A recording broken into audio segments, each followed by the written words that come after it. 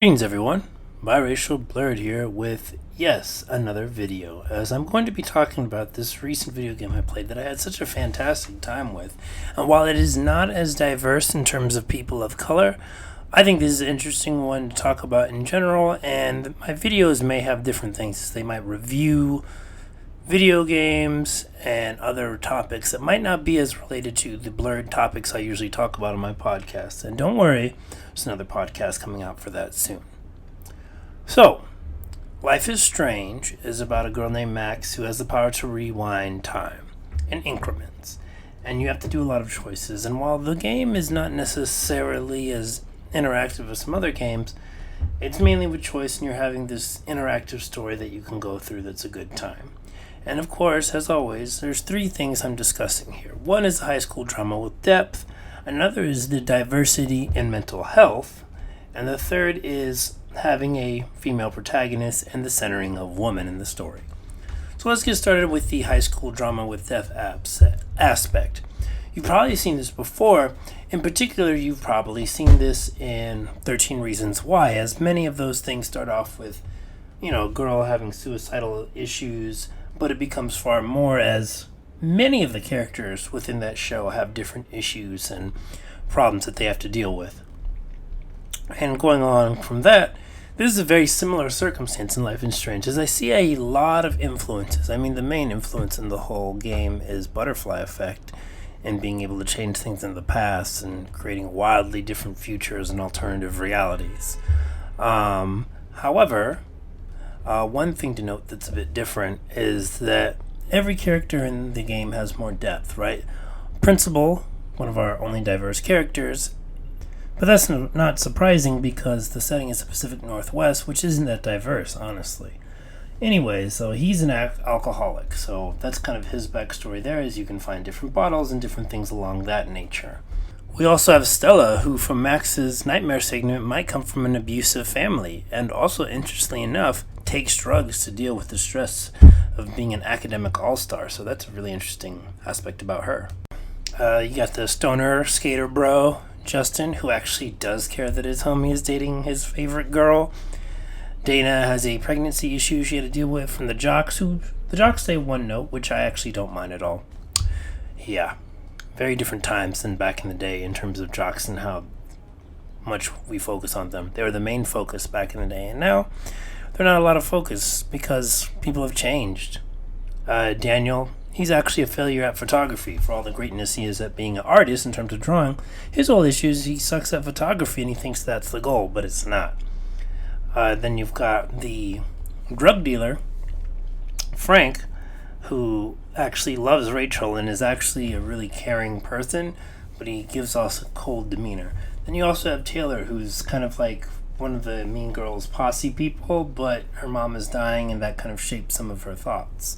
And of course, the main characters themselves have a variety of issues and depth, which you definitely get to learn into as we reveal different aspects about themselves.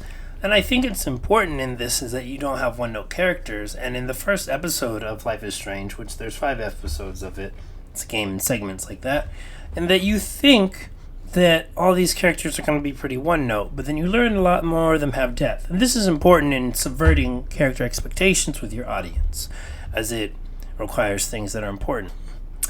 Anyways, moving on to the second point is mental health diversity. So there's a lot of different types of mental health that we see in Life is Strange, and I would argue that's probably where the game is at its most diverse. We've got the most obvious one is Kate's severe depression, which can lead into a suicide attempt, and it goes in depth in that, and it seems horrible, but there's a lot of things that lead to it, and kind of like 13 Reasons Why, you see that there are multiple people that failed Kate to get to this point in her reactions from a viral video, which first of all, that of course is the catalyst, but then she also has other personality things you learn about her backstory in strict religion, and then also another person fails her and another person, and so on and so forth. And usually that leads to a build-up, and then eventually the person wallows in their own self and stops caring. So that is really fascinating to deal with. Anxiety, your main protagonist, Max, herself actually has different issues with anxiety, and you can kind of create more of a self-induced anxiety, I would say, in a sense, in your ability to choose to actually make a bolder Max or a more held back and conservative Max, which is kind of up to the player as a whole and how they want to play. But in general, Max tends to be conservative as a whole and very anxious about certain outcomes and worries and what happens with that.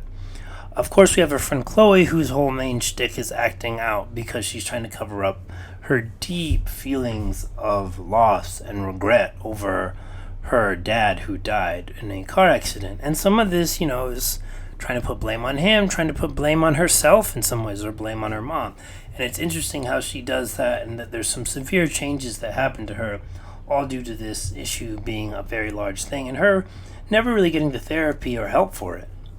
Then we've got, of course, Nathan, who's a fascinating one because he's kind of like the secondary antagonist, I would say, of the game. And what's interesting here is his severe mood swings are something that goes completely unchecked. Nathan should have gone long ago, possibly even been committed with how violent his mood swings are. And a lot of times it's his dad neglecting to help him and being manipulated by Mr. Jefferson, and only exacerbates this.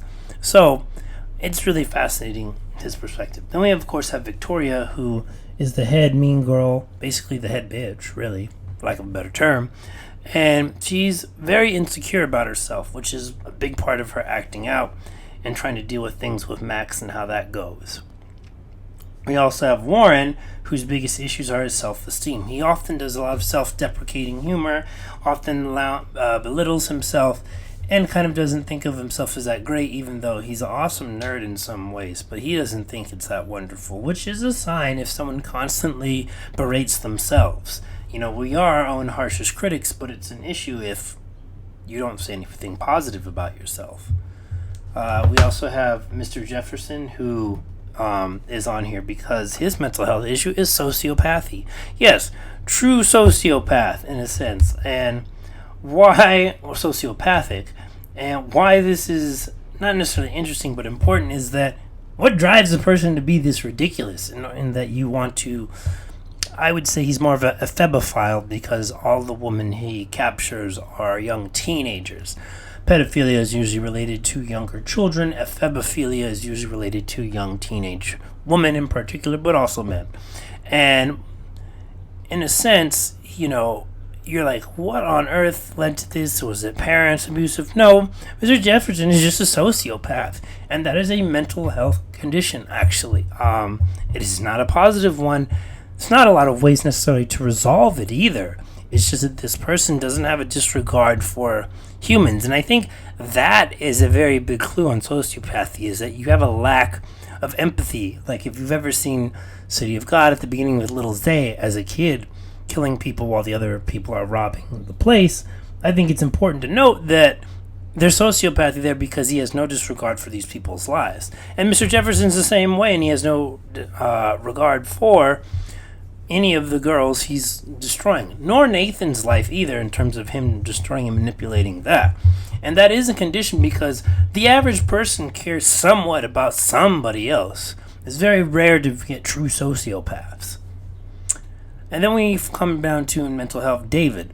And David's issue is PTSD. He comes back from the war, so a lot of times he's using surveillance. He's very paranoid about everything, but that's because of him always being on edge due to his time in the war, probably the Iraq War, and if not that, then most likely the Afghanistan War. And so he's very much on edge, ready to throw down, ready to defend, and all those things due to him being such a person who's been through so much stress and war, and it's hard for him to readjust to civilian life, as many veterans can tell you. The third part I want to discuss is how Max is a main protagonist, and the game is very woman-centered. So we have Max, who is a complete nerd, and there's also other nerds. Brooke, Stella, Chloe herself, in a sense, is a nerd. And this is important because usually we have men as nerds often, and not really women, and certainly not usually ones where we have a woman-centered one. I talk enough as it is as we don't have enough blurs, but it's rare even to get blurred woman or a woman as a whole who is a nerd, and Max totally owns it. She uses Lord of the Rings voices. She has many references in what films she likes and things she's interested in. So I think you can't really ignore those facts. There's also plenty of lesbian themes. as Max can technically flirt with many other characters in a sense, and women, and you can bond with them, and it feels like some of the women in the dorms have that.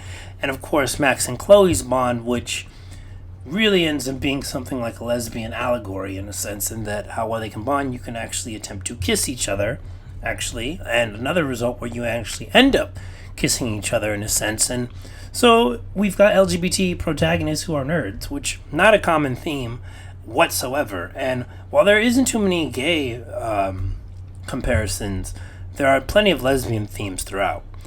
And also, another thing that's very focused in the game is women's safety and their point of view, and how dangerous men and boys feel. It's hard for everyone to always think of things as being that serious, considering that many, and I mean many, different characters are very worried about many of the boys and men on campus, as you get to see the woman's side of view and their vulnerability and how dangerous just everyday men and boys can be. I mean, some people even think Warren is too nice of a guy to Max in some ways. And it's important to note that their safety is in a very different viewpoint than many men and boys. I will say the game does fall flat in a couple areas, besides just general performance issues which could have been improved. I mean, there's not a lot of depth in the diversity of its characters besides mental health, and it being mainly woman-centered. I mean, Dr. Grant, thankfully, is a black scientist woman who gets her own opinions and discusses civil rights issues, and she's the most diverse character we get. I mean, sure, we have Stella and Brooke and Daniel, but we don't get a whole lot about them. And then we also have Evan and Luke, who we get even less about in terms of their diversity and the levels to them. Also, is it LGBT enough? In some ways, there's a bit of barrier gaze going on because Chloe and Max can't be together, and in one ending, major spoiler here, where they end up together, they don't kiss. Like, it's hard to tell if they do have that relationship, even though they've been through all that they've been through. So, in a sense, it feels a little held back by it. But, you know, it makes an attempt in some cases. So, that's Life is Strange. I wanted to discuss that and a few different things, and I hope you had a blast.